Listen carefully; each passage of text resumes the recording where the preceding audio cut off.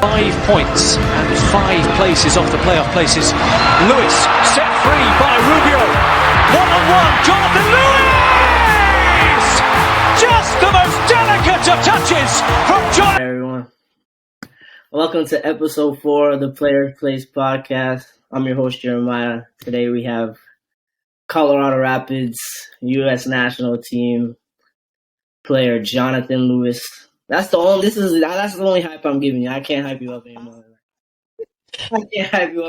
You a hater. But everyone, welcome, John. John, thank you for joining us. Yes, thank you for having me. So, for those of you guys that don't know, John, my son. Jerry a fanboy, that's what it is.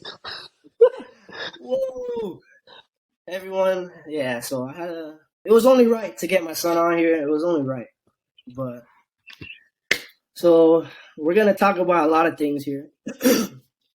I just want to dive into your career mostly, and how like everything worked out for you.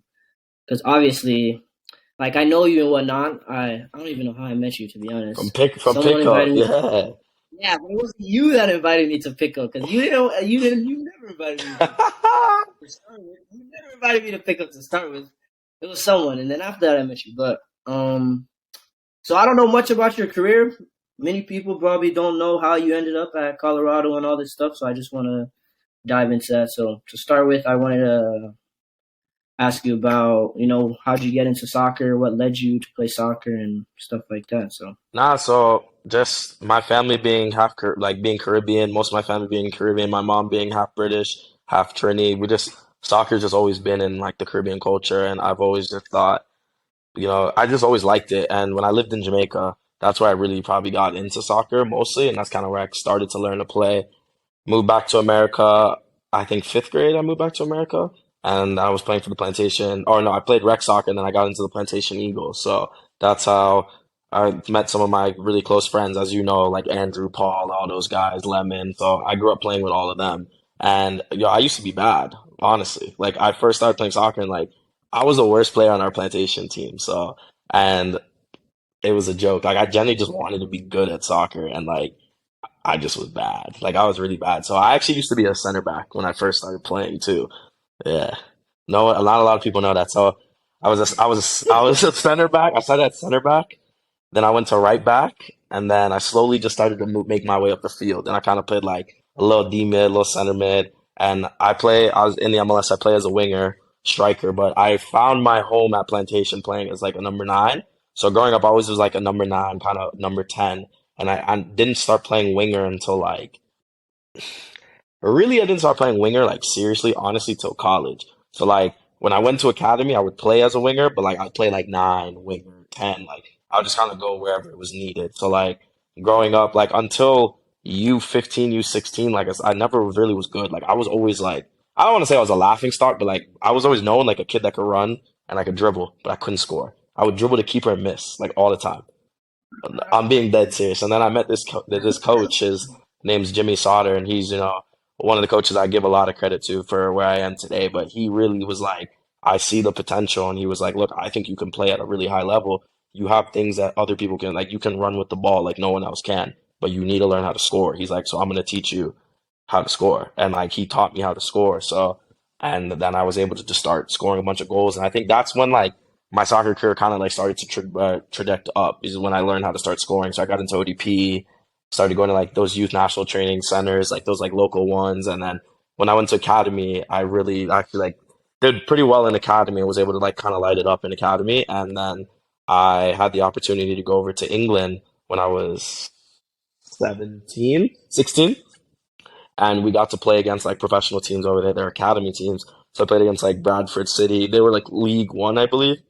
So I played against Bradford City, York City. I don't remember who the other team was, but I did really well against those teams. And then I got invited to go on trial with Middlesbrough. One of their scouts were there watching. So that's when kind of soccer, like I went on trial at Middlesbrough, and I moved up from their under 18s and got to train with their first team. And I was 16 years old. And then I kind of was like, dang, like I think I could really do this. And like I wanted, like, I didn't always have that dream to play professional soccer, honestly. Like it kind of came to me later when I realized that like I maybe could like go pro. And then going over to England was what opened up my eyes because like I was 16 years old getting to train with the first team and I got to play with some guys that have played at the highest level and um like I'm trying to think who is in the Premier League right now that I got to play with. What's the center back's name? His name's Joe Worrell. He plays out Nottingham Forest, and we also played against Fulham when I was there, so I got to play against like Patrick Roberts, who played at Man City. I don't know where he's playing now, but and some of their other guys. Tim Ream was also the U.S. guy. He was at Fulham when I went over there, and I don't know if he played in that game when I played with the first team, but all in all, that was what kind of opened my eyes to trying to play professional soccer. So when I came back to America, I actually had the chance to stay at Middlesbrough. They offered me a contract to stay with their academy team, but my mom and dad kind of didn't really want me to pursue that because they were all about like, if you're good enough to go pro, like you can get a full free education, get a college scholarship. So that was their mindset was like education, education, education. So when my senior year, I went to Chicago Fire. I got scouted by their academy team. I moved to Chicago, played for their MLS academy team, and a lot of things were going really good there. I got called into my like a national team camp, and or no, I was in a like a region camp, and I was doing really well there. So I had a few colleges that were coming after me, but I just always knew that I wanted to play pro. So I think senior year, the end of senior year, I had the opportunity to go over to England and sign for Bradford City.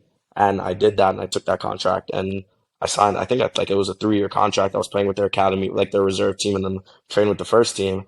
And I actually got homesick and I was like really scared being over there for the first time in England, in a city that I don't know anyone by myself. I was 18 years old and I just couldn't stick it out. So a lot of people don't know this, but I actually was going to give up on soccer. I was going to quit. And I got my contract terminated, came back to Broward, and I was at a crossroads. I didn't know what I was going to do. I just gave up my college eligibility. I had school like FIU wanted me. I had a few schools, like decent schools at the time that wanted me. And I threw away my college eligibility to pursue pro because I was getting paid at the time. And I didn't know what the heck was going to happen. And I was just like, dang. So like, I got a real job. I was working at PDQ. You know PDQ in Fort Lauderdale? I was working at PDQ. Like, no, I'm not joking. So I got a real job, and then I was able to go back and play for Kendall, and I was playing for my coaches Anise and Johnny, and they like took me in kind of just until like I could figure out like what's good. Like, am I gonna still try to pursue pro? Am I gonna try to go to college? And my parents, after that whole like thing fiasco happened in England, they're just like, if you can go to college, like you're done with this pro, like you're not, this is not a thing, like it's one in a million. And I don't want to say that they didn't believe in my dream, but just like after that happened, they were just like, nah, like if you're good enough to get a college scholarship, you need to go to school. Let this like my mom used to say it was a pipe dream. And being Caribbean, like you know how Caribbean people are, bro. They're just like they were just not on it with me, like so I was at a crossroads, and for a bunch like a few months, I was working at PDQ. I was playing at my academy team, just kind of like trying to figure out what am I gonna do. And then like one fateful day, I got my college eligibility back, and I was able to go to Akron. They came and scouted me. They helped fight for my college eligibility. I got a full scholarship to go to Akron. Akron was one of the top soccer programs in the country at the time. I think that the year that I was gonna go, or that the following year, they just went to the Final Four that year, and they had some big players that actually just went to the MLS. One of them being Richie Larea, who's the starting right back of the Canadian national team. So I went on my visit with, and he was like who I stayed with, and that like I love the school. I mean, it's not a big like one of these big schools that like you can go and party stuff, but like I knew like they had a unbelievable soccer facility, like it's almost like MLS level, and their team was really good. So and their coach really believed. He's like, look, like I know you wanted to go play in Europe, but like the MLS is growing. And he's like, I think you can be a part of that. He's coached so many big name players in the MLS that, he brought through and got into the MLS. So I really believed in what their thought process there. So I went to Akron, and then within 18 months of going from England and not making it in England in 2015 summer, the following summer, 2016 is when I went to Akron. 4 months later, I did well enough in college that, like there's just like a lot of murmuring around like, oh, Jonathan Lewis can be a Generation Adidas player. Like I was doing well, I was a freshman. And I kind of didn't really know that much about MLS at the time because I never cared about MLS, especially because my family's not American. So like we like soccer, but it was all European soccer. Like my uncles and them watched the Trinidad League more than MLS. Like they only knew like the Caribbeans that played in the MLS. So then like at the time that my agent, who's currently my agent, Corey Gibbs, like, first of all, the story with Corey, how he became my agent is so funny. Like he called my mom like, "Oh, I think that your son could play pro." And my mom's like, "Yeah, we're good, thanks," and I hung up the phone.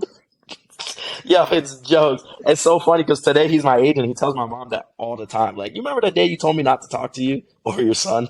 It's so funny. But so he told me, he was like, look, like, they want to offer your generation Adidas contract. Like, I think, like, it's a good amount of money up front. Like, I think it could be life changing for you. And I think you can go pretty high in the draft. And I was like, well, how high? He was like, top 20. And he's like, for sure.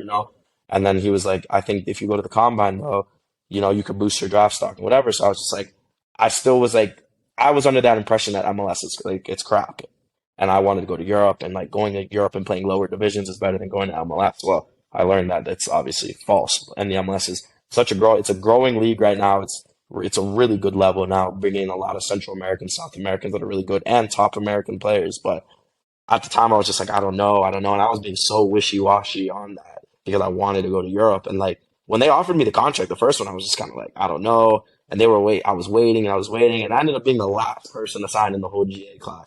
So I ended up getting not the same amount of money I got offered at first because I was being wishy-washy. And Corey was on my case, like, yo, you need to sign this. Like, go. Like, this is a good opportunity. But it ended up working out. I went to the combine, so I got drafted to New York City FC, and that's how my career started. 7 years later, I'm in Colorado, and it's still moving, hopefully. That's crazy. All right, I wanted you to touch on GA contracts. So, like, what is it really? Like, I really never understood the gist of it. Like, what is the GA contract really like guaranteeing? Like, what is it mostly? So when you go to college, they pick about 5 to 7 players a year who are like the best college players, freshmen to juniors, and then they have this thing called a senior Adidas contract. So basically, the top 10 college players in the country, they give them guaranteed contracts. So what happens in the MLS draft is that when you get drafted, you're not a signed player, so you still got to go to preseason and make the roster. So it's almost like you just get drafted to be on like a training squad, and then you have to actually make the roster. And they get 10 players every draft, about 10, depending on how strong the draft class is. So I was like in a very strong draft class. So some like notable names that were in my draft class, like besides I would hope myself, but Miles Robinson, who's the starting center back for the U.S. national team. Jeremy Ebobisse, he's probably one of the top 10 strikers in the league right now. Jackson Ewell, double-digit national team caps. I'm trying to think who else there was in my draft class. Uh, Julian Gressel, he's on the U.S. national team as well, plays at Vancouver Whitecap. So a lot of players in MLE go into the MLS draft, and a lot of them don't have success. But we had a really, really, really strong draft class, and like I think there's about 10 players who are like consistent starters on their MLS teams in the draft class. And as people know, for those who don't know in the MLS, that's a lot because most people don't even make the roster. They go to the USL. They might get drafted very high and go to the USL. So we had a very strong draft class. So it's basically just getting guaranteed money, guaranteed contracts for however long you negotiate it. So I got a 3-year guarantee and with 2 option years, and then they also pay for your education until you re-up your next contract. So if you go over a certain salary level, then they won't pay it. But basically, if it doesn't work out, you get schooling paid for like 10 years. I did not take advantage So of you that. graduated? No, I did not take advantage of that. I knew it. I was thinking about it because you were in college for what, 6 months?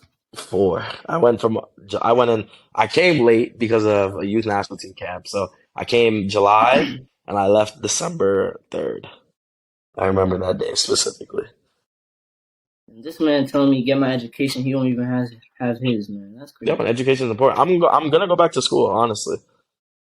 Yeah, that was gonna be my next question though. Like, are you ever planning on going back to school? Yeah, no, I know it's important. So I actually want to get into sports commentating or broadcasting, and I know that I Okay. have to get a communications degree. So one of the things right now I'm actually working on is once they approve my like transcripts and stuff like that. But I'm gonna start taking classes this summer. So I'll pay you for some homework. No, I'm just kidding. You don't want to pay me for homework, boy.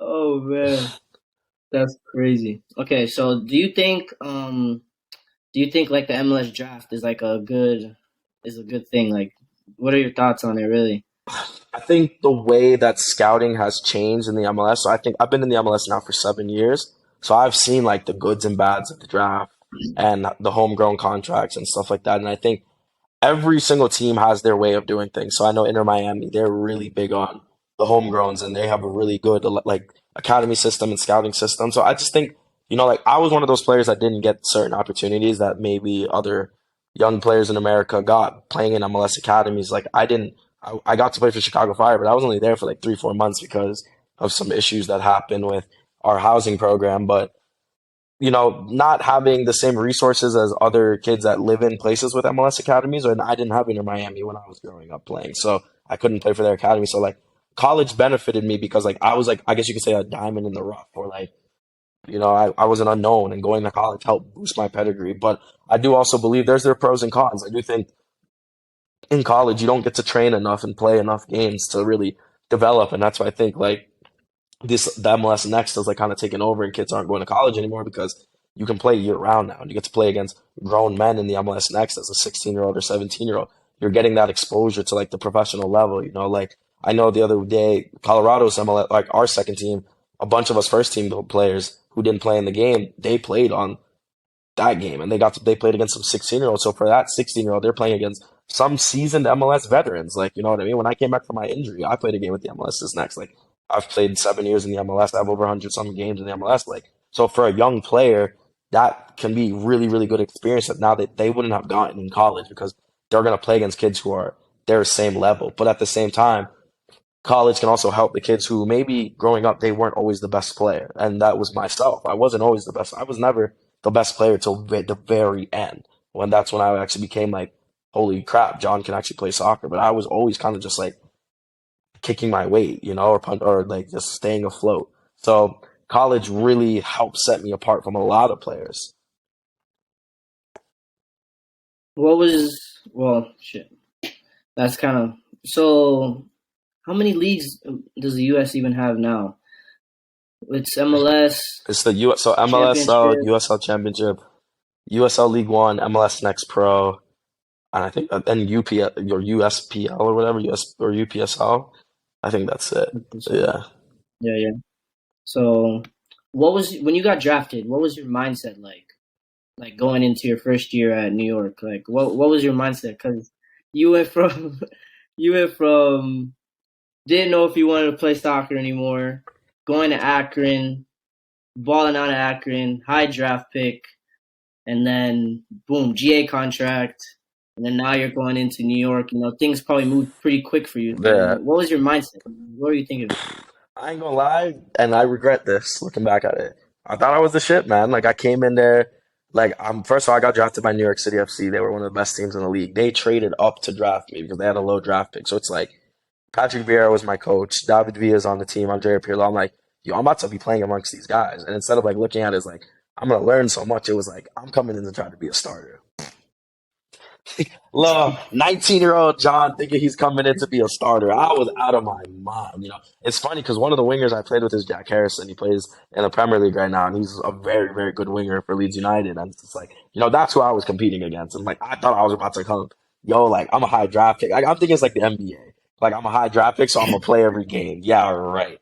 So my mindset shifted a lot. So from when I got in there, like, it's not. I've always been like a hard worker. Like my nickname growing up was Park Rat because I would go to the park all the time to try to practice. But the thing is like I would talk a lot, like and I just like because it was like college. I guess you could say college soccer. Like I did well in college, and I was the youngest kid on the field. So like I just kind of thought I was more than I was when I got to New York, and I got humbled real quick. Like it was hard because like I didn't go to an MLS team that at the time was like a struggling team. I went to a big market team with big players, and like especially that year, like they just went in the play. They made the playoffs for the first time in 2016. So now CFG was like, we're going to spend a lot of money. We're bringing in internationals that are playing like I got to play with a guy who just went to the World Cup with Finland, like guy who went to World Cup with Peru. Like we're talking like they're bringing in players who just like came off of like World Cups and Euros and like players who played at a high level. I think that was one of the transition periods during MLS where like now they're bringing in younger South American players and they're bringing in like in prime European players, like so like bro, I was not up to speed.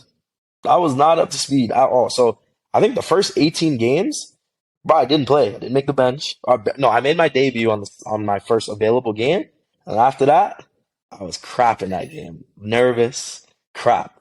And I remember like Patrick came up to me after the game and he was just like, "You're not ready." And he said that to me. I was like, and my heart just so I'm trying to do like all the extras I can because I want to play, and I'm just not making the roster and like not making the roster in the MLS with no second team. So New York didn't have a second team now. Oh, Yo, gym, fitness, woo! And our fitness coach was an old school English guy, so we were just dog. The running was crazy, bro. The running was crazy. So, and that's not what I wanted to do. And I used to blame, like, I would just be like, no, I'm better than this guy, and this and that and the other. And truth be told, I wasn't. Like the guy I wanted to play, I was trying to play over. Like these, like I'm telling you, these guys were on their national teams in the middle of World Cup qualifying and all this stuff. And I'm thinking I'm better than some of these guys, and I'm not. So I had to look in my side myself. One of my best friends, Kwame, he was my roommate, or he was playing on New York at the time. And I still talk to him to this day. And he was my roommate, and like it was just like, bro, like what are we doing that we're not playing? And then like he said something to me. He's a little bit older than me. He said something to me. He's like, maybe we should stop looking at what are they doing wrong and what are we doing wrong. And the minute I started to do that, I promise you, I started training better. It just seemed like I was doing more. And then I didn't play for the first, it was like 16 games, 17 games. Then at the end of the week, and like I'm saying, like, you know what, I'm not playing, I'm not training to try to start. I'm just trying to train and play to be the best version of John I could be. I promise you, it was, and I'll never forget this. It was my first ever MLS start. It was June 26th, I believe.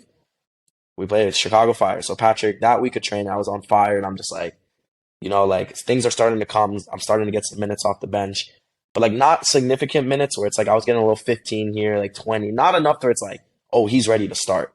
Well, one day Patrick comes, and that's what I'll never forget this. Like my little brother came to the game, like my friend Gabby came to the game, like whatever. Because once they found out I was starting, they're like, yo, we're gonna get a plane ticket right now, fly up, like whatever, like. So it's like Thursday, and Patrick was like, yo, I'm gonna start you on Saturday. I was like, huh? I never played more than 20 minutes yet. I'm like, you about to what? So that year, Chicago Fire was actually good. So we're about to play Chicago. We're kind of on a not a great run. So he's like, I think you're ready. And I'm like, and I'm just sitting there like, oh, okay. I'm telling you, the next day I had the worst training session of the year because I was so nervous, so nervous. oh my God. I'm like trembling. I'm telling you, I'm trembling. I don't even know. And like, he told me, he was like, look, like you earned this. You like, I'm not giving you this because guys are injured. Like we had a full roster. He's like, you earned this. And I'm in my head, I'm like, but Nick, I haven't played more than 30 minutes yet. Like, come on. Like, I don't even know. Like, like, and the right back I was going against, he was like good. Like, like he's a very good player too. Like, so I'm just like, dang, all right. Like it is what it is. Like, so Saturday comes around. I remember like I couldn't sleep that night. I'm just like games at like 2 o'clock in the afternoon. I couldn't sleep. And like I'm telling you, this is gonna be my first time I'm on the pitch as a starter. Like Pirlo's playing, David Villa's playing. Like I'm playing for Patrick Vieira. Like Yeah. things are at stake. Like you know what I mean. We're in the midst of a playoff race. Like so, I'm just like, oh man. But nah, I got on that field, man, and I did. My first ever MLS start. I ended up making team of the week. I got my first ever assist. We won the game, and I had a really, really, really good game that game. And I didn't even know. Like, I don't know what happened because, like, even guys on the team were like, "Bro, that's the best we've seen you play. Like, you need to do that again." I'm like, I don't know how. I really don't know how. So then, like, the next game, he's like, "Oh, I'm gonna start you again," and I'm like. So the next week is the Derby. We're playing the Red Bulls, and the Red Bulls are really good that Yeah. year. They ended up finishing first in the East that year, and Tyler Adams was just breaking in on the scene that year. And obviously Tyler Adams, Premier League player, top player for the U.S. national team, but he was playing right back at the time. So that year he was one of the best right backs in the league. And Patrick was like, yeah, like by Wednesday, he was like Thursday, like he's like, I think I'm gonna give you a start again this weekend. Like, and Patrick was very like hands on, likes to talk to the players individually. He's like, because like for me, I'm like, yo, I played well, but like this is gonna just get me more minutes.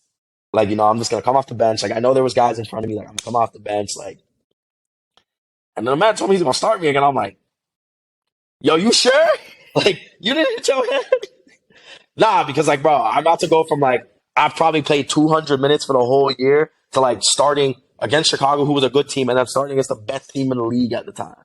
And he started me, and like I said, that game, was really I played well, not as good as the first game, but I did my job. Close game, we ended up winning 3-2. That put us on top of the table.